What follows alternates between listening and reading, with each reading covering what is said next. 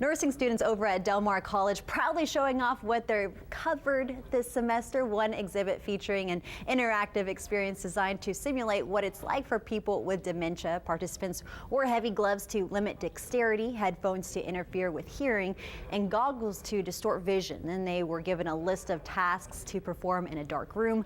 Nursing student Conrad Fry thinks this is one helpful way caregivers and family members can understand what dementia and Alzheimer's patients are going through.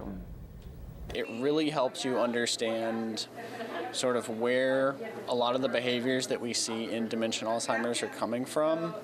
Reporter Nora Bettis went through the simulation. She's going to have a full report on tomorrow's First Edition.